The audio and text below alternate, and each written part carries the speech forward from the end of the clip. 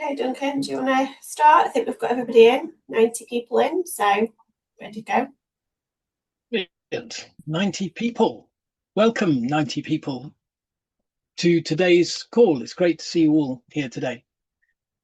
Just to note that we will be recording this event, and the recording will be uploaded to our YouTube channel and website, and we'll send the slides and the recording out to everybody who signed up afterwards.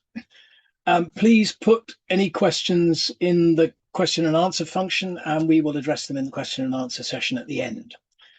I'm Duncan Law. I'm Head of Policy and Advocacy at Community Energy England, and I'll be hosting today. But we'll mainly be hearing from Younity about their recently launched Community Power Club.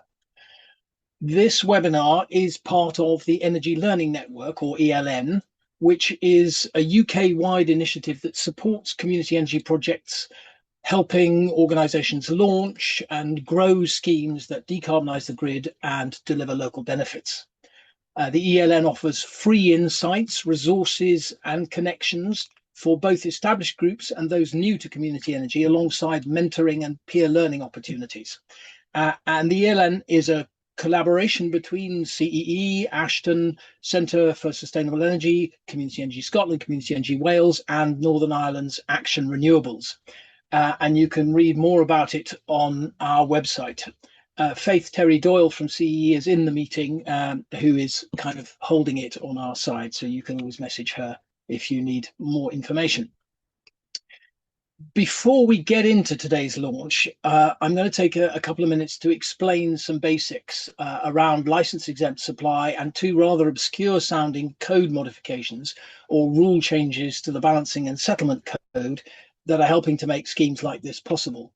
P442, which is already in place and is the relevant one, and P441, which is still awaiting a decision. Now, I'm probably teaching a bunch of you to suck eggs, so I will do it at speed, and the relevant bits will be reinforced by Younity in their presentation. So you'll get it again, you'll get a second chance, and you can always ask a question at the end. So license exempt supply. Normally, if you want to sell electricity to customers, you need a supply license. But Parliament has created some limited exceptions to help small generators supply electricity without the burden of being required to hold a full electricity supply license. Those are known as license exempt supplies or suppliers. And basically, they must supply electricity that they generate themselves. They must not supply more than 5 megawatts at any one time, and no more than 2.5 megawatts may be supplied to domestic customers at any one time. And historically, the take-up of license exempt supply has been very low. And this is partly because there was really no system behind it, no settlement system to enable the supplier to get paid. Now, the code modification P442 attempts to fix this last problem. P442 is fundamentally an administrative and settlement change. It allows license exempt supplies of electricity to be correctly identified within the settlement system, and therefore for you to get paid. A license exempt supply is also exempt from paying certain levies that license supply has to pay. And this can result in savings of several pence per kilowatt hour, which can be shared between the generator and the customer, with a middleman supplier also taking a small cut. This means that the electricity can be cheaper to the end user, who matches with the exempt supply, your generation, on a half-hourly metered basis. So if a customer uses what you generate in the same half hour, she will pay less than she would pay a retail supplier, but pay you more than you would get from exporting that electricity to the grid. So it's worth it for both parties.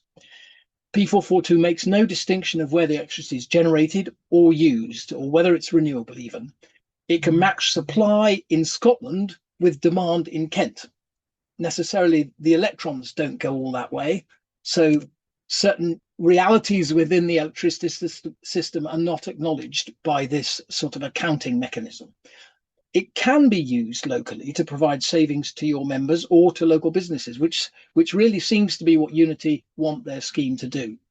It can definitely generate a higher income for community energy than exporting the electricity to the grid, and it may build stronger local connections and support for your projects, as well as increasing awareness of time of use of energy, because they will only save, your customers will only save when they match with when you are generating.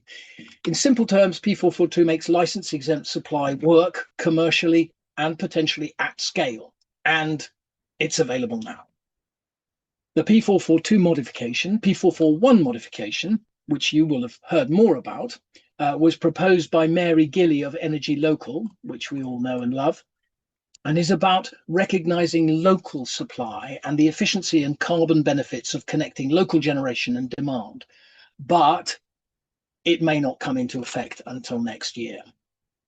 P441 would enable local energy markets, making it simpler for generators and consumers connected to the same part of the local electricity network to participate in local supply arrangements. And it would also broaden participation by allowing generators and customers connected at different voltage levels to participate, as long as they are served by the same primary substation. The key idea is that if electricity is genuinely being generated and consumed locally, the market should be able to recognize that local relationship by not charging levies for use of the parts of the system that the energy local type model does not use, such as the transmission network, thus generating savings, which again can be shared between generator and the local customer. To summarize, both modifications connect generation with consumption, creating savings to customers and increased revenue to the generator when they match. This helps us move towards a system that uses energy flexibly by encouraging consumers to use energy when it's being generated. In the case of P441, renewably and locally. And the savings come from not being required to pay levies, which can be controversial, we acknowledge. And at scale could indeed be quite problematic, but we're not there yet. Let's meet those problems when we get there. P441 enables license exempt supply to be settled accurately regardless of where it's generated and consumed. P441 would add the geographical dimension by recognizing the added value when generation and consumption are local to one another. You'll be hearing from CEE when the Ofgem consultation launch around P441 launches later this year, and we'll be working with the government on legislation to reinforce local supply. You might have noticed that the ESNES committee report urged the government to come up with a framework for local supply within 6 months. So there's some urgency. Please do respond to the government's community batteries call for evidence. We'll be doing an event around that on the 21st of July, called The Power of Batteries. Batteries will certainly be a big part of enabling smart local energy systems and local supply. See our current consultations page for that. Meanwhile, schemes that help and encourage a local dimension to P442 are very welcome. So now I'll hand over to Younity to launch their Community Power Club and tell us more about it. Hi, Duncan. Yeah, thanks for that, Duncan. And yeah, there's a lot of kind of modifications. So the aim of this session is to kind of give a clear offering of what we can do now within the market, and something that we've worked on for over a year. So we're really proud to be able to launch this with you today. So just by a quick intro, my name is Michaela Cryer. I'm Director of Younity, and thank you all so much for joining the session today. And for those that don't know, Younity is a joint venture between Octopus Energy and our co-op, centred around supporting the community energy space. I'm going to do a quick intro and then hand over to Jess. So just to add, we will be answering questions at the very end. I know there's a few questions popping up, which is great to see. So there will be time for us to hopefully answer as many of those as we can at the end. So Younity, we primarily work with groups through our power purchase agreements, PPAs. You'll hear that acronym a lot throughout this session. But we work with 350 projects across England, Scotland and Wales. And if you have a PPA with us, you're then eligible to apply for our grant funding, which runs once a year. It's our Powering Communities Fund. We have distributed 80k to date to 24 groups, and we're actually in the middle of announcing the latest 3 winners, who have each received just shy of £5,000, which is great to see some of the social impact stuff that community energy groups do. We also, as Younity, we try and help the sector. What are the barriers? One of the barriers we were hearing a few years ago was access to affordable finance. So we have launched our bridging loan facility, our Kickstart loan, which is available to groups at the construction phase of projects, and it is a revolving loan. And then lastly, we've got our Community Energy Connect platform, which is our free volunteering platform, which aims to increase capacity within the sector. And I'll talk about that in a little more detail shortly. If you go on the next slide, Jess. So just to touch upon the power purchase agreements, hopefully, I know from seeing who's joined the webinar, we work with many of you at the moment, which is wonderful. No project is too small for us. So as you can see on the pie chart on the left, rooftop solar is by far the most popular by number, because as we all know, it's the most kind of viable project to get going. So we've got a lot of rooftop solar from your community projects, your schools, through to the larger warehouse type projects. And we're also very proud to work with a number of wind projects, hydro and ground mount solar. And just to add, the energy that we buy from with these PPAs is then ring fenced, and it's put into the co-op community power tariff. So it's the only domestic tariff that's fully supported with community energy. And then lastly, I just wanted to quickly talk about our Community Energy Connect. Seeing that we've got so many of you here today, just wanted to quickly, if anyone hasn't seen this platform, please do check it out. There's a QR code here to scan. But in a quick 1-minute summary, it's a free platform whereby if you've got any opportunities within your group, you need maybe some support handing out leaflets, doing some grant funding applications, building out PR, social media, accounting support, you go onto our Community Energy Connect platform, you list an opportunity, and there are a number of professional volunteers on the other side of that are really keen to really make an impact and help drive community energy forward. And we're really proud to say we've got over a 90% fulfillment rate of opportunities posted, and people willing to push forward and take that up. So please do check that out. Right, I'm going to hand over to Jess, and hopefully you'll enjoy hearing about our new community power clubs. Awesome. Thank you so much, Michaela. Am I showing up on everyone's screens? It's still showing Michaela for me. Oh, yeah.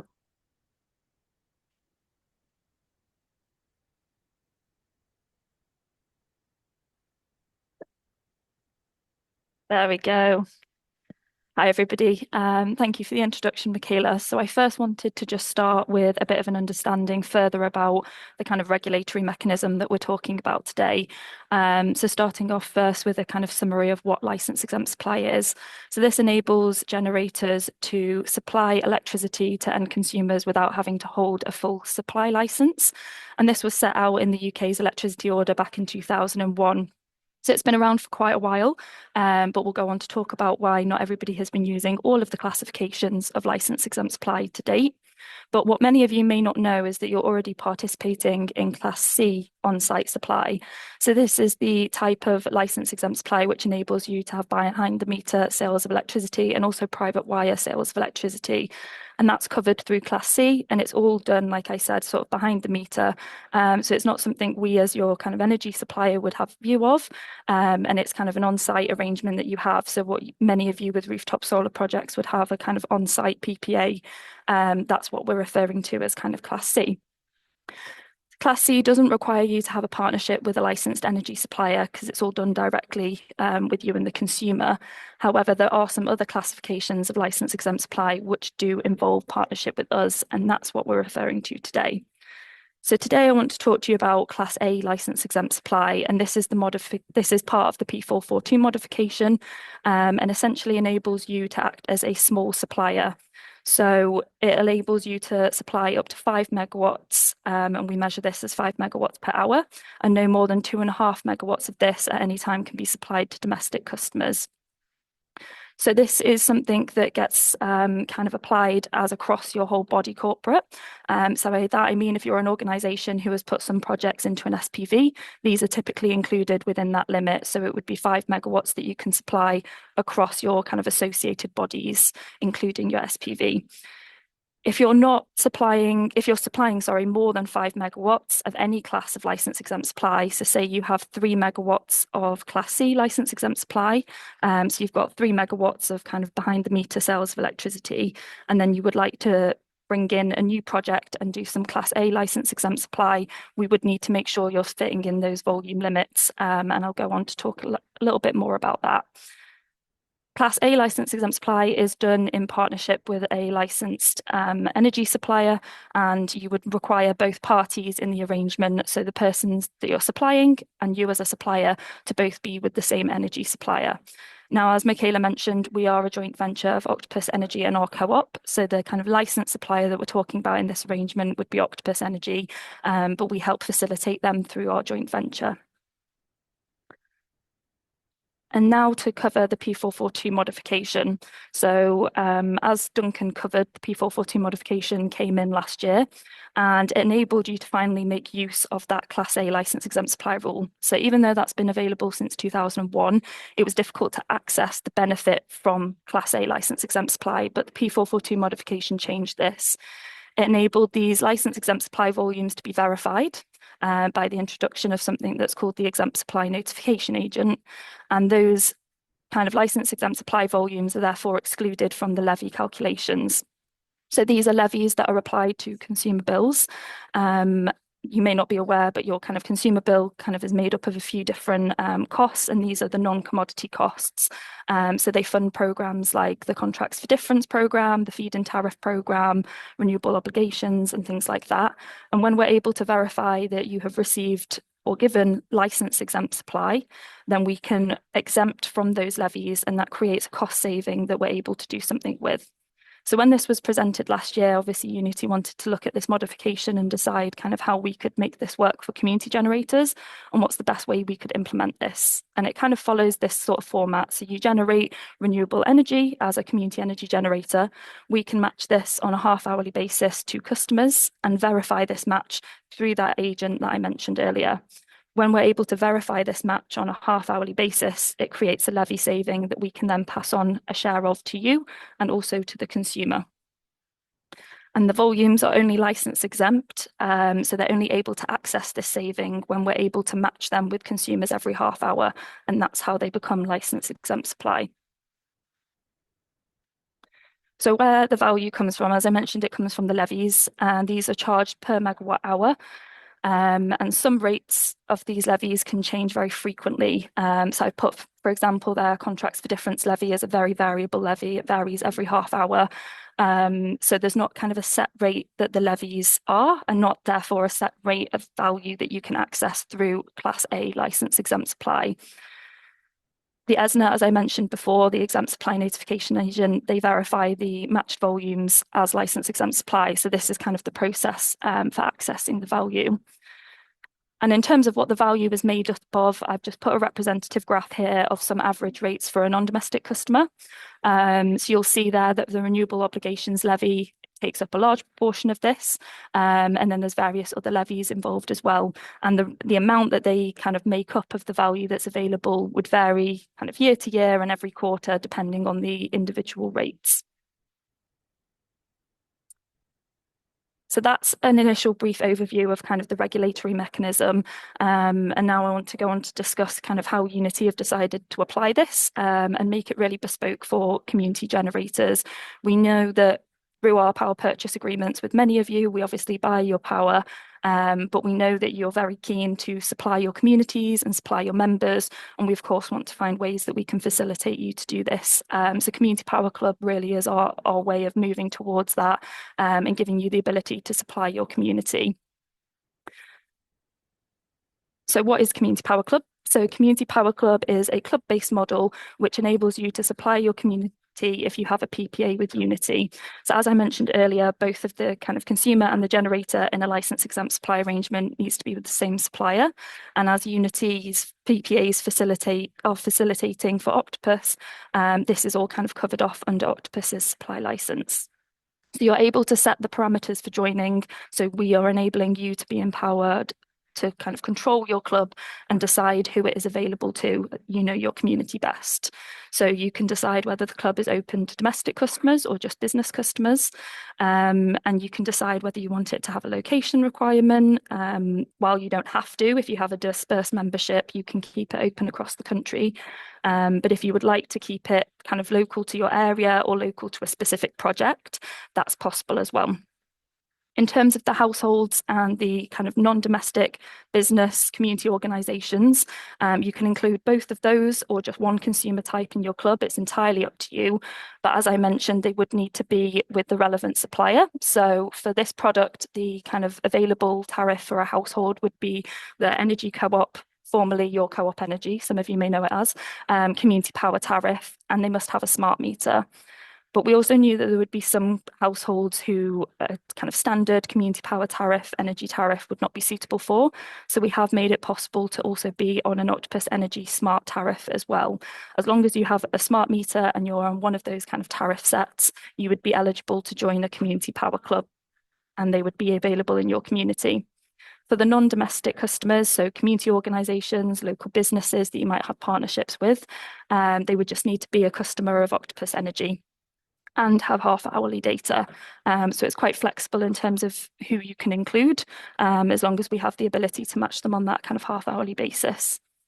You would be empowered to generate your kind of club and the parameters around it, and then promote the club into your community. You would just need to sign an LES supply agreement with us, and this is something that goes on top of your PPA. So just to be clear in terms of joining a community power club, this is something that gets added on top of your power purchase agreement, and it doesn't impact your power purchase agreement.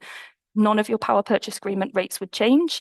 The only difference is that the kind of community power club or the license exempt supply model would end when your PPA ends, unless of course you decided to renew with us. One more point on the kind of club setup is that we would enable you to be topped up if you didn't have enough consumers in your club. So if you're a generator who's maybe struggling to recruit some customers, or just simply you're starting slow, we know many of you are obviously volunteer-led, and you may have a low uptake at the start. We don't want you to kind of miss out on the value available through Class A license exempt supply. So we are working with Octopus Energy Business to kind of get the businesses that are already on their supply and use them as kind of matching customers for the spill that is not met by the demand in your club. So if you start and in your first month you only have 5 or 10 domestic customers, for example, but you're a big generator, for argument's sake, 4 megawatts, generating lots of energy, we can top you up, top that surplus that's not matched by the customers with those businesses. In terms of the benefits of a community power club and why you might consider this for your community energy organisation, there are so many, but I want to just highlight a few here. So you can earn more for your power. So as I mentioned earlier, this is something that goes on top of your power purchase agreement, and it's an additional benefit. So you would get a share of the levy savings from the license exempt supply. So you would have your income from your power purchase agreement, and then also this LES income on top. And while that income is variable, it's still an additional bonus for your community energy organisation. You'll also be able to share this benefit with your community members, as they'll receive a reduction in their energy bills as well. So both parties in the arrangement can benefit from this, and that will come to the domestic customers and to the business customers as a credit on their energy bill. So you can think of it as a discount on their energy bill. Their tariff rate would remain the same, but they would get a discount based on the share of their levy savings. It will enable you to finally be able to supply your members, and also encourage energy use when renewables are generating. So as part of the product, I'll go on to share a bit more about this, but we will be giving you access to a dashboard to have a look at your club. And this will enable you and the consumers to have a look at the energy use of the club and how much is generating, and be able to see how well the club is matching and how you as an individual are matching against the renewable energy project. So we're hoping this incentivizes a bit of a demand side response, because of course, the more power that you consume when the energy generator is generating, the better chance you have for a discount on your energy bill. So there's an incentive there to kind of match as much as possible. It's also open to your whole community, so you can include households, community organisations and businesses. As far as I'm aware, we're the only organisation that is offering Class A licence exempt supply or the P442 modification to households as well as businesses. So we hope this is a really strong offer for community generators, as we know you would like to include those in these arrangements. It's also an opportunity to involve more people in your community energy project.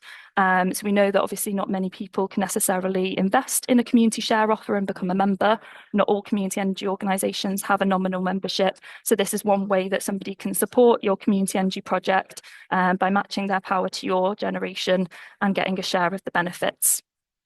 There's also no geographical limitations, so it's really up to you how you would like to structure your club. If you would like it to be available to your whole membership base and they're dispersed, if you would like it to be really focused on your local community, these are all options that are available to you. And the dashboard. So when we did this presentation at the Community Energy England conference a couple of weeks ago, we had many phones go up at this point. So I could see it was a really exciting part of the product that many of you love to see. So each club will have its own bespoke Community Power Club dashboard, and this will be specific to your individual Community Power Club. It will show the half-hourly overview of the consumption and the generation and how much has been matched. And this will be kind of viewable on an individual level and a whole club level. So while members won't be able to see a different member's kind of view, so member A won't see member B's individual consumption, they will be able to see the whole club as a whole and their own view. And this obviously encourages them to match consumption with the generation, as I mentioned earlier. At the moment, this will be kind of a live, kind of real view of the data that you have from your kind of generator.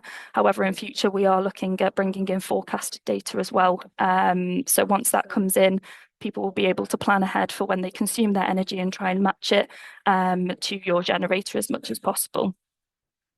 Of course, the more that is matched, the more income that is generated because the greater kind of access to the levy savings is available. Now I just want to talk a little bit about eligibility. So I've obviously presented to you kind of what the club is and how the club can work, but just to reiterate who this is available to. So in order to take up a community power club, you would need to be selling your power to us, and that's typically done through a power purchase agreement. And as part of that power purchase agreement, we can add on some license exempt supply terms. So not all PPAs will involve license exempt supply, and not all PPAs will have a community power club, but you have the option of adding that to your PPA if you would like. You can't be in receipt of fit export or ROCs, but you could be in receipt of fit generation payments. So as long as you're kind of on a PPA, and that's a standard criteria of PPAs as well, that you cannot receive fit export, then you would be eligible. You also must be eligible to participate in Class A license exempt supply specifically. So that's what I mentioned earlier around these kind of 5 megawatt per hour limits. And this is probably the area that we get the most questions on as part of the Community Power Club. So I've just done a couple of examples to kind of talk that through. So in this scenario, a community energy generator has been very successful and they have 50 rooftop solar projects. And on aggregate, so across the whole portfolio, they are less than 5 megawatts. So at any time, they would not be producing more than 5 megawatts under Class C. This means that they can participate in Class A license exempt supply on the exported volume, because Class C is the bit kind of behind the meter that's consumed on site, and then Class A is the export. And they would be able to participate in that because the two chunks together cannot be more than 5 megawatts. The total installed capacity is less than that amount. However, in this scenario, with 2 3 megawatt wind projects, if both were to participate in Class A, or both were to participate, one was to participate in Class A and one was to participate in Class C, there is a possibility that more than 5 megawatts per hour could be generated from the 2 turbines together. So in this scenario, we would need to limit one of the turbines on the other connection to 2 megawatts in order to be able to participate. So if turbine A had a private wire to a local factory and it's supplying 3 megawatts under that Class C exemption that I mentioned earlier, there would be 2 megawatts left for Class A. So that's kind of how the limits are applied. And this is why if and when you come to Younity to start a community power club, we may ask you about your other community energy projects. And we may ask you which ones of these have behind the meter PPAs or private wires. And that's because we want to make sure that we can support you in being eligible for this. And now how to set up a club. So once you've checked your eligibility, as I mentioned earlier, you would then need to sign an LES agreement through Younity. If you don't already have a PPA, this would be done with the PPA, or the license exempt supply terms can be added on separate, and they can be added at any point during your power purchase agreement. So if you already have one in place with us and it perhaps doesn't expire for several more months, we can add it for the remaining of your contract and then also for your next one as well. And then you can set up your community power club. So we'll work with you to kind of figure out how you would like to set up your club, what sort of consumers you would like to involve in that, and how you would like to advertise that to your community. We'll help you do this with a resource pack, so we can give you some more information. We appreciate, obviously, that every community generator will be going out and having the same conversations in their community. So we're going to really try and help everybody across the portfolio to have the same information, and we'll build this up over time. So as and when we see that more materials are working better than others, we can support you by providing those as well. And then you can launch the club. So we'll provide you with some joining information to share with your community, and this will be the kind of route into the club. So you'll be able to promote this through newsletters, leaflets, door knocking, however you wish in your community, and they would just need to follow the link and start the sign-up process. It will check, obviously, if they're on the right tariffs, and if they're not, then we can provide some information about how to switch onto the right ones, depending whether it's a business or a domestic customer. We'll also be able to provide a kind of referral link. So we obviously appreciate you're going out into the community and encouraging consumers to switch to a specific tariff. And so you will be able to earn £25 per switch. So that's kind of electricity and gas switch as a power back partner for any domestic customers that join the Community Power Club. And that's part of our existing scheme called Powerback Partners, which is done in partnership with Energy Co-op, who kind of run that tariff with Octopus Energy. So you can sign up as a Powerback partner and you would get that referral fee, but we will also be offering a referral fee for businesses that switch as well. So you do get a bit of a kickback for your efforts in getting them to join the club. And then, of course, you would get the license exempt supply benefit as well. You'll be able to manage your club on the online dashboard. So at the moment, we have the option kind of built in for you to be able to accept and deny join requests into the club. So if you're a generator who only wants to offer a community power club to a very specific local area, for example, your specific village, and you have join requests from elsewhere, you have the option of denying them. It's kind of at your discretion, or you can keep it more open. It's entirely up to you. You will have the power of accept or denying them. Of course, they just need to be eligible to join in the first place. And then the resource pack. So as I mentioned, we'll be providing some support for you. So this will include kind of templates for you to use and go out. So a template banner, for example, for you to have printed, leaflets, some social media posts, FAQs, and some copy for your websites, etc. as well. Of course, there are some materials that you will likely want to build yourself. You know the message that will work for your community the best. So this is not absolutely prescriptive, but we will kind of be providing some copy and indicating where it does need to be maybe specific wording for legal reasons around kind of how you communicate the benefits of license exempt supply. So we'll have this support available to you, and of course we'll be here to answer any questions as well around how you build a community power club and kind of operationally running it throughout. And the Q&A is next. So we did at the Community Energy England have a short section for North Links to talk today, but it's just me today, so I quickly slipped through that slide.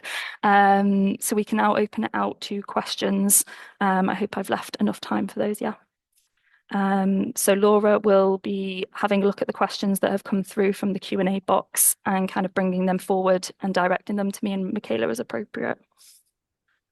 Thanks, Jess. Apologies, my camera's not working, so I think I'm just a black square to everybody. Thank you all for the fantastic questions that you've been posting. We've tried to group them according to sort of themes and topics. And I don't think we're necessarily going to be able to get through all of them, but we'll certainly have a good go. And we have posted some of the more straightforward answers in the Q&A section. So to deal with the issue first around the sort of we don't necessarily feel that we're able to directly answer questions relating to the energy local model or P441 specifically. So we'll leave those questions for you to sort of play with between yourselves in the chat. But moving on to the questions that we can answer, we've had a few questions around that specifically sort of focused around the generation. I'm just going to group a couple together. Jess, Michaela, what is the minimum threshold for a generator to participate in this? And how is the rate that a generator receives set? Yeah, no problem. I can answer that. So we don't have a specific minimum. I think this is more of a judgment call on a case-by-case basis based on your community energy organisation and the kind of resource that you have available. If you have one very small project, say one single 25 kilowatt array, for example, it may not be worthwhile founding a community power club based on the resource that you might have available to kind of go out into your community and recruit customers. So that's really a judgment call for yourself, but there may be opportunities to link up with other local generators as well. So one thing I didn't discuss in that presentation was the fact that you can link up with other generators as well and kind of share a community power club. So if you're an organisation in a city and there's another community energy organisation very nearby and you perhaps have overlapping membership, you could choose to have a community power club together and kind of share the club. Or of course you could join up on a more national basis if you wanted to as well. So that's an option available to a small generator. If they feel like this isn't something they could manage on their own, they could join up with another organisation and kind of share the load. But we also have the option to just top you up as well. So as I mentioned earlier, if you don't have enough consumers in your arrangement, we will match you also with businesses on Octopus Energy's kind of existing supply. That's available kind of as a total option as well. So if you're reading this webinar and you're thinking, oh, I like the sound of license exempt supply, I certainly like the sound of maybe some additional money, but I don't have capacity for a community power club, we could also just do the license exempt supply piece and just match you with businesses that are on Octopus Energy's supply. So for a small generator, that's an option as well. It might be worth us having a conversation and kind of picking what the best option is based on your projects. If you have more coming very soon, it may be worthwhile to start one, and that can be part of the community engagement piece for the next projects as well. So there's a few different things to think about. Thanks, Jess. There was a question around eligibility if you have fit generation but not fit export on a site. Just to clarify, you are eligible for license exempt supply if you do not have fit export but do have fit generation. So that's... Yes, that's correct. And that's also the eligibility for a PPA with us. So provided you have the power purchase agreement with us and you meet that eligibility criteria, the likelihood is the two will overlap. Is this open to standalone generation projects only, or can a business with on-site generation supply its surplus power into a club? So I think that's relating to whether or not they can sort of supply themselves. Yeah. Correct. Yeah, so it's not available just to standalone generators in the sense that you could be a multi-site community energy organisation, a multi-site rooftop solar organisation, for example. You can participate. It's not one project per community power club. But in terms of prosumers being involved, it is technically possible for a business to do that. I wouldn't suggest that a business is in a community power club with themselves because of the way that they would only be exporting if they've not consumed enough on site, and therefore there wouldn't be any kind of matching available. However, if a group of businesses wanted to set up a arrangement, benefit their community and also have some other branches be part of the community power club, that would be possible. The real distinction here is that community power club is only available to those that are benefiting the community. So that could be that you're a community generator, or it could be that you're a generator who wants to support households and community organisations in your local area. This wouldn't be possible for domestic prosumers. So if you're a domestic customer that has solar on your home, your import can be part of a community power club, but your export wouldn't be. It would just be the community generator export that's kind of the generator in the club. Thanks, Jess. We've got a few questions around the club and how customers can join the club and how easy it is for them to sign up, and how to go about identifying potential club members. And as Jess says, it's entirely up to you. We want to leave it open to you who you invite into your club, depending on your community or membership, whether you want to target a specific locality. But the crucial factor is that anyone within the club all has to be on Octopus Energy, either business supply or energy co-op community power tariff, also in some cases an associated Octopus Energy flexible tariff. So we want to leave that entirely up to you, and it's going to be contingent on, if you want to take a more proactive club, contingent on community energy generators to go out and sort of sign people up and encourage them to switch into the club. We've got a question about whether it's possible to be a member of more than one community power club. Unfortunately, no. We can have a look at that down the line, but at the moment, I think the complexity involved in that and making sure we're reporting on the right license exempt supply volumes, we are limiting at this point in time that you as a consumer can only be in one community power club. As a generator, of course, you can link up with other generators and share a community power club, as I mentioned, but your consumer couldn't be in two different community power clubs. Thanks, Jess. In terms of the levies, we'd have a few questions specifically around the levies, which levies are included in the license exempt supply. These are mainly, they're sort of split up into EMR levies, which are contracts for difference, capacity markets, but other levies including CFD, SFITs, and renewables obligation for non-domestic customers. And there's also a nuclear RAB levy and a community climate change levy for non-domestic customers as well. So they are different according to whether or not they're a commercial or a non-domestic or a domestic customer. There is a question that we've had a number of times about what if government policy changes and it decides to reduce these non-commodity costs and it's moved over into general taxation. What happens to this P442 benefit, and does it sort of render the community power club null, which we don't think it does? Yeah, of course. So naturally, with any kind of regulatory mechanism, there's always a risk that things could change. At the moment, we're not seeing any indications that this is something that could be removed altogether, but it is something that could be tweaked. So one way, for example, that could be done is by imploring kind of the total installed capacity limit. At the moment, the wording kind of uses up to 5 megawatts per hour, or well, up to 5 megawatts, of which we interpret as per hour of Class A license exempt supply. But it's possible that you could generate more than that and just be capped as 5 megawatts being license exempt supply and the rest being licensed supply, and therefore the other bit would be charged levies.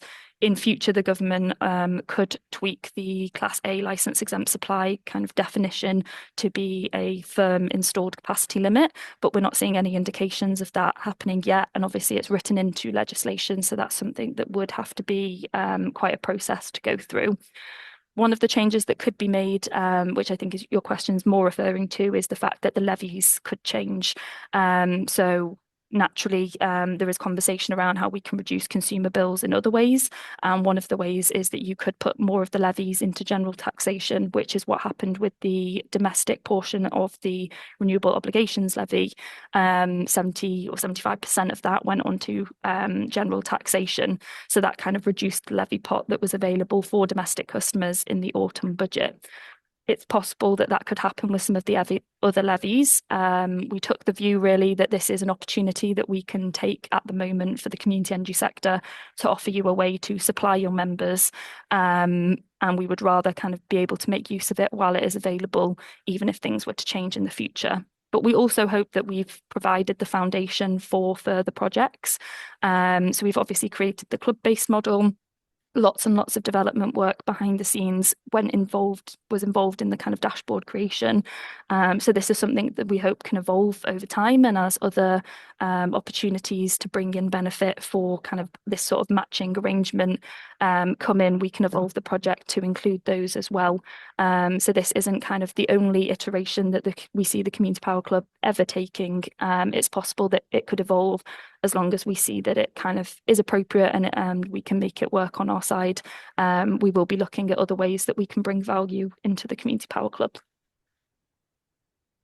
Thank you. I think that sort of covers the levies questions that I can see. Going back to the tariff and the tariff, specifically around the tariff, how is the cost of matched energy for consumers specified or fixed in the tariff? So it's not necessarily, all consumers will in the club, regardless of whether or not they are domestic or non-domestic, are on a fixed tariff. So the community power tariff is a fixed tariff. It's matched, as Jess said, to the fixed tariff of Octopus Energy and Energy Co-op.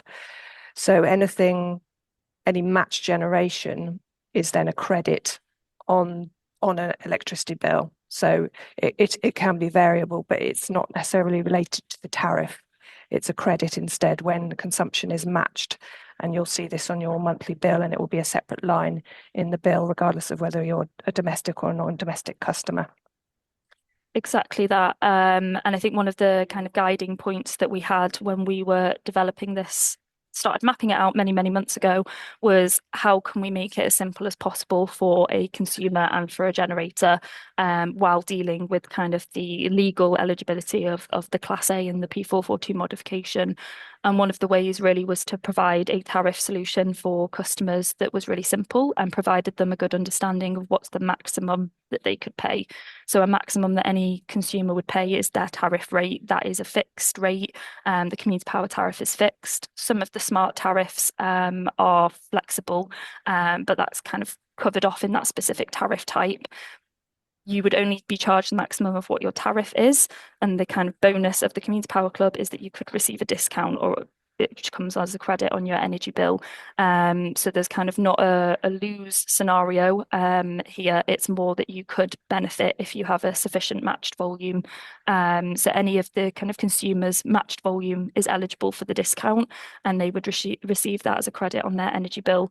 There's not any charges associated with this club. So if they don't match, or they're not very good at shifting their usage, they decide to join a club with a solar generator, but they're never home during the day, there's no penalty to them. They would just be charged the same rate that they would have been otherwise. But where they do match, there is a discount available. So that's the kind of bonus part there. Thanks, Jess. Staying with the tariffs and the bills, this is a question we get a lot. What kind of discounts are we anticipating? And it would be good to understand what the benefits are for a domestic or a business customer, like we've previously covered. They will be different for domestic and non-domestic due to the additional levies that are associated with non-domestic bills. In terms of the question around whether is following on from that, it's the same question.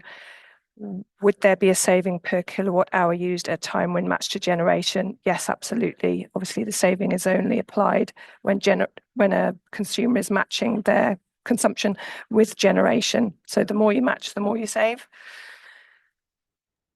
Yeah, exactly that. The more you match, the more you save, and there's no kind of fixed rate. So in 1/2 hour, your matched volume per unit could be more valuable than the next half hour because the levies have changed between those 2 half hours. And that's kind of the difficulty of the way that this kind of regulatory mechanism works. But it's what we have available and what we're using at the moment. So we wouldn't be able to put a specific fixed rate for you to advertise. As many of you would understand, particularly if you work in the energy advice sector, there are some strict rules around kind of rights for domestic customers and what we can advertise. So while we can say that you would be eligible For a saving on the license exempt supply volume, we wouldn't be able to guarantee a specific rate for that, because it comes through as a pass through. So you get a kind of percentage of the levy saving. You wouldn't get a fixed rate of the levy saving as a consumer. But we do hope that we can really kind of hammer home this message of the more you match, the better chance you have available for a discount. And over time, as we have more and more data and more generators founding a community power club, we'll be able to indicate kind of more average options, so kind of how much a community power club is typically saving. But at the moment, until we have that kind of real life data, we wouldn't want to be kind of presenting any false realities on that point. I've got a few more questions around sort of the club admin and the dashboard and how that's managed.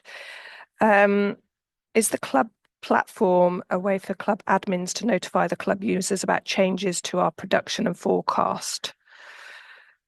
At the moment, no. So you wouldn't have access to the contact information for every individual user in the club. That's just part of the protections we put in place under GDPR. At the moment, we don't have the kind of option of them sharing their information to you. However, we can pass on messages. We have heard from a few generators over the last couple of weeks that they would like the option of being able to send messages to club members. So we will be building into a version 2 a way for you to kind of put an announcement on the dashboard. So while that's not you having access to the contact information for the customers, you're still able to share a message through that dashboard. And we can also pass on messages as well. So if you wanted to kind of run a quarterly update, or there was something unusual happening with your generator that you wanted to let everybody know about, we could also mail them on your behalf, but we won't be passing on individual information about consumers. In terms of how you accept and deny members into your club, because I appreciate that sounds kind of contradictory. If you don't know who they are, how do you accept or deny them? We will just be sharing a portion of information. So for example, the postcode, it wouldn't be the full postcode, it would be the first 4 digits, 4 characters or 5 characters, rather than the full postcode. So just trying to limit the amount of personal information that we share. Thanks, Jess. Staying on club-related questions, how do we go about identifying potential club members in the case of non-domestic customers who are supplied by Octopus Energy? We would prefer not to have to ask everyone. So, I mean, you don't need to necessarily know who's already on Octopus Energy business supply. The idea of our club, like as with domestic customers, is that you can sort of target those local businesses or schools or community buildings who are on non-domestic supply. And if they're not already on Octopus Energy business, we can support them in moving over to that tariff and then bring them into the club. Or if they are already a Octopus Energy business supply customer, they can be sent the unique club joining link and can be brought into the club in the same way that domestic customers will be. So it doesn't necessarily mean that you have to sort of disappoint. I mean, obviously with them, people might be constrained by contractual constraints, contracts that might need to come to an end, but that will be the process for both domestic and non-domestic that they will need to switch over. Yeah, so our kind of vision with this was less so much that we wouldn't be providing you a list of Octopus Energy businesses in your area for you to contact. It would be more kind of the approach that you take with the domestic customers, which is engaging the people in your defined community, whatever that community may be, and discussing with them to join the Community Power Club. If they're already on the relevant tariff, then they can join straight away, or they may need to switch. We do understand, obviously, as Laura said, some businesses will be locked into supply contracts and they may not be able to switch for a number of months. Unfortunately, that is out of our control. But if they have exit arrangements as part of that tariff, obviously that's a decision that they could take. And then in terms of businesses in your area that are already on Octopus's supply, we would Octopus would be reaching out to them already to get them onto license exempt supply, because they would be forming part of that kind of top up mechanism that I mentioned. So part of the kind of spill pool, as it were, to top you up with any generation that's not been matched by your consumers. So we'll be covering it off in kind of two ways. You're kind of focusing on your community, whatever that may look like, and we'll do everything in our power to kind of get those that are eligible on our side available as a top-up mechanism. Yeah, we're going to stick with club-related questions. Sorry, that's gone down. Are we able to see a dummy bill as if it were to appear? That's, I guess, for club members. They'll each be have a bill that is distributed to them in the usual sort of way that they receive their bills, and it will just appear, like I said, as a line per month about the credits that have been associated with license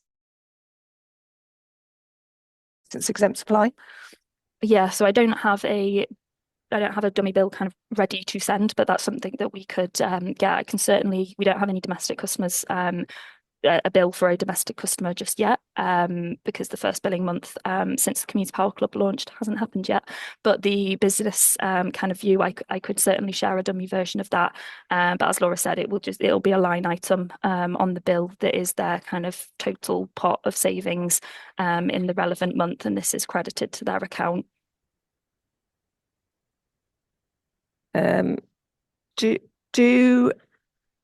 Do community energy generators have to set up the clubs themselves and be directors and do accounts, etc.?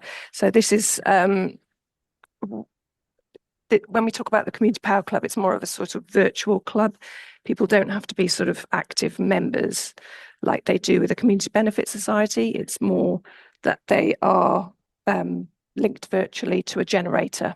So a community generator will continue to operate in exactly the same way with their governance, their directors, their accounts, but this is just a way of capturing additional benefit associated with the license exempt supply arrangement, and provides an additional revenue stream for them. So in that respect, the word club might be a bit of a misnomer, but it doesn't necessarily mean to add any additional layers of bureaucracy to your club. Yeah, I agree with that. And also to add that there would be no kind of board that you would need to set specifically for a Community Power Club, except you may want, if you're sharing a club with another generator. So for example, you are two community energy groups in the same city or village and you wish to share a Community Power Club, you may want to agree between you kind of how you want your club to run, who will be the main point of contact for it, etc. But that's really just as a point of contact and an administration point with us, rather than any kind of legal governance over the arrangement. The kind of legal part of the Community Power Club would be who the generator is. So we would be providing the domestic customers, for example, a list of what generators are in their Community Power Club as part of their kind of a exempt supply agreement, and that covers off the kind of legal basis of the exempt supply arrangement, and that can be done with multiple generators if need be. We've got another question around the billing and the billing for the generator, asking whether they'll be automated and reliable. So in terms of the billing for the generator, that is... Yeah, so the billing is done as part of the power purchase agreement billing, which is, as currently stands, done on the monthly basis. Currently our power purchase agreement billing happens on or before the 10th working day after month end. So this will follow the same sort of format. The only caveat with that is that if for any reason we do need to do a reconciliation, we do have terms to be able to do that. So the levy values actually aren't available live. Some of them are settled many months after in various settlement runs. So for example, we're currently at 12:59 for the 12:30 to 1 p.m. Period. We don't know what the CFD levy is in this exact half hour. We will have an initial view in the coming days and weeks, but that won't be finally settled for several settlement runs. So we will kind of be taking a paused moment when we do the billing run, and if for any reason we are very considerably out, and we have over or under build, we can reconcile that at a later date, but we don't expect that to happen. That's really just in an exceptional circumstance. Our anticipation is that we would be able to bill at the kind of month end in the usual billing cycle, so that we can pass on the benefit from license exempt supply as soon as possible.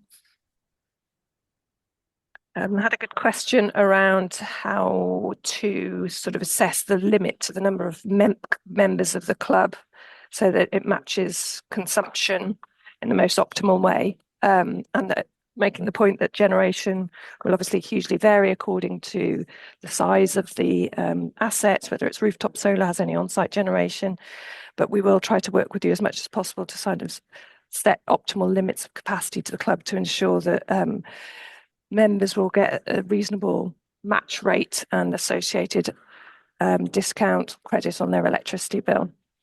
Yeah, exactly that. So we know from previous kind of offer arrangements with switching tariffs that it's not a very quick process to get domestic customers. I think I would be very, very impressed if one of you set up a community power club and you had hundreds and hundreds of domestic customers switch into it in the first month. Please aim for that, but I'm sure it will be more slow growth than that. So you will be able to see as the club evolves in the coming months kind of how that match rate changes.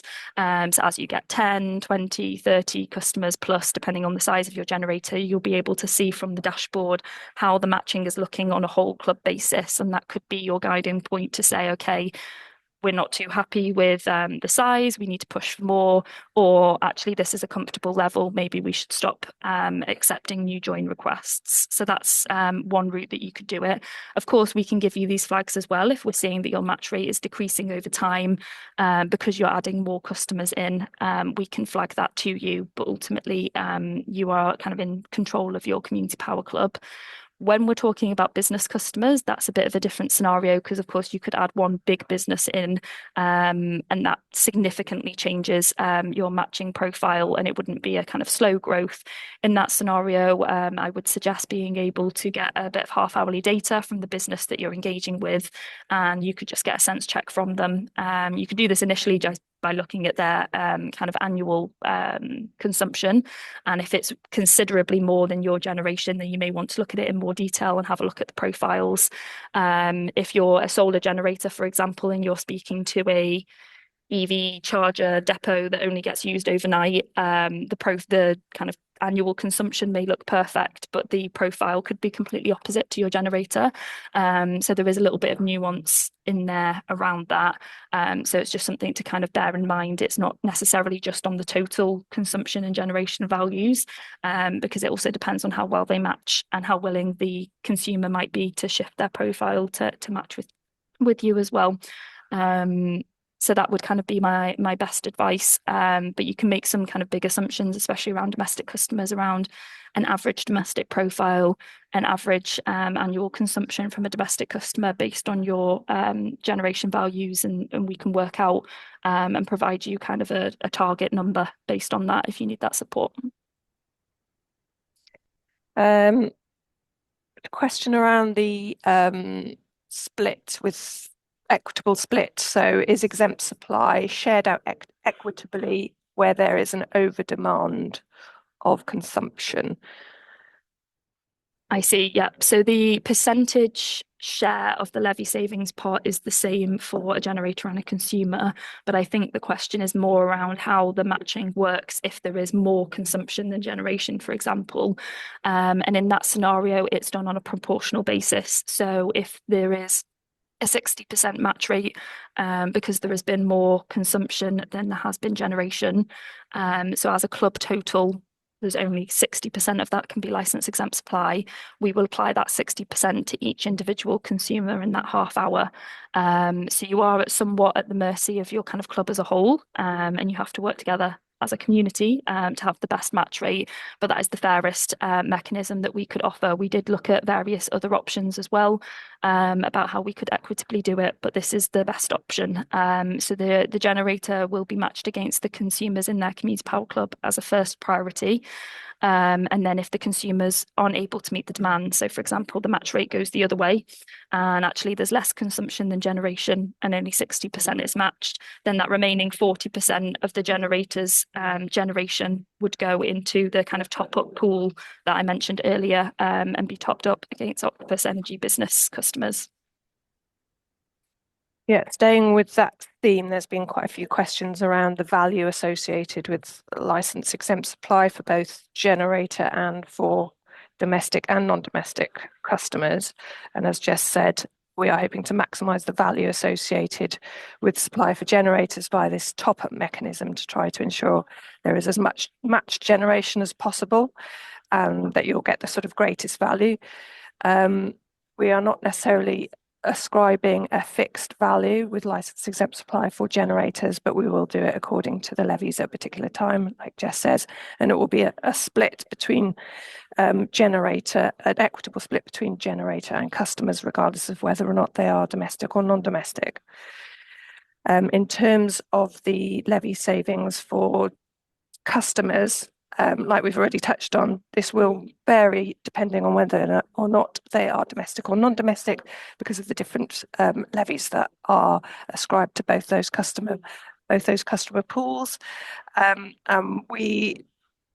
Whilst we have a clear idea of what split they'll be getting, it will be variable according to how much the consumer is matched to the generation at a particular time. So we're really trying to encourage a sort of time of use switching to make customers think about when they're consuming and whether or not it might match generation at a particular time in order to get that maximisation of saving. Yes, exactly. And by time of use, we mean the kind of demand side response shifting of your energy use rather than being necessarily on a time of use tariff. But in terms of the kind of the rates, one of the reasons why this is quite difficult to give you a kind of clearer estimate is because they vary every half hour, but also because it would depend on your technology and when you're generating, and particularly for the ones that participate in Class C license exempt supply as well, and therefore this is just on the export. This depends on when the export is happening because of when the on-site consumer is. So one of the levies, for example, is capacity market, and this only applies between 4 and 7 p.m. during the winter on weekdays. So obviously, depending on the generator, they may get access to that levy, and they may have license exempt supply volumes during that period where it applies, or they may not. So that's kind of one reason why it is hard to kind of make a sweeping estimate, but also because it depends on the generator in terms of when some of the other levies apply as well. So CFD, for example, very variable. You may kind of cover off more of the peaks depending whether you're a wind, solar or hydro generator, and the particular region in the country that you're on, depending on kind of wind availability and things like that as well. So it's just very challenging, but I can totally understand that people would like a clearer idea. Hopefully when we have some more data, we can perhaps share some more averages. At the moment, we have the averages available of what the levy rates are, but it would be great to kind of write up some case studies once we have some more data from the kind of founding clubs to be able to share those at that point. Just scrolling further back up, I think we've got about 5 minutes left of this call, so we'll try and get through as many of the remaining questions as possible. We had a question around the longevity of P442 and sort of kickback because of abuse. So I think what the question is referring to is sort of larger generators that this might not be intended to be aimed at, of using this P442 and getting additional income for their generation. We're quite clear that our license exempt supply rod at the Community Power Club is aimed at community generators, which by virtue of being community are smaller. So we hope that we are not subject to sort of any scrutiny on that front. It's very much aimed with communities in mind, and we want communities to benefit directly from this product. In addition, whilst there is no locality element associated with P442, in theory you could have Orkney generators being matched with consumers in Cornwall, we really want to encourage community generators to try to target this at their communities, notwithstanding that community might be quite spread out across the region or even across a wider area, but we do want this to be seen as something that community and small scale generators can really benefit from, that is targeted at them. Certainly. My only point to add to that really is that we want to make this a showcase what the community generators can do given the opportunity. And while many of you may have concerns about the longevity based on some of the information provided, we can make use of it at this point in time to kind of showcase what you want to do in your community, but also that you know your community the best. Whilst most community generators are specific to a local area, not all of you are. We've seen some very successful community energy generators such as Schools Energy Cooperative or Big Solar Co-op that aren't necessarily limited to one local area. The community is defined in a different sense. So we're hoping that this can be an opportunity for them to also support their community and your community, wherever that kind of looks like for you. We've had a couple of questions around current rates that Younity offers for PPAs, and obviously this is hugely variable according to where the market is at a particular time, and when you'd like to start your PPA, how far in advance you want it quoted for, and how long the PPA is for. So we can't really, it is really variable, and varies according day by day, half hourly by half hourly. Yes, and I would say variable in a slightly different way. So most people, most generators will be on a fixed PPA, and that gets fixed at the point that you agree it. So it's variable in the sense that if you ask me for a quote today and then ask me for another quote for the same generator tomorrow, for the same start date, the rate will be different on the 2 days that I offer you because the market has moved. But once you fix it and once you have signed your power purchase agreement, your power purchase rate is fixed for the duration of your contract. So you can have a 12-month fixed rate, you could have a 3-year fixed rate, or even a 3-month fixed rate if you wanted to. But it's variable depending on when in the year you agree it. So for example, if you were a generator who asked us for a quote in March, when the US, Israel and Iran conflict was at its height, your power purchase agreement quote would have looked quite different perhaps than it would do today. So it's variable but fixed once you agree it, unless you opt for an index-linked PPA. Conversely, the levies remain variable. So at the moment, we are not offering a fixed rate per megawatt hour of the kind of levy savings. We are structuring it as a pass-through. So we will give you a share of the levy savings based on what they were in that half hour. So hopefully that distinction is clear. Thanks, Jess.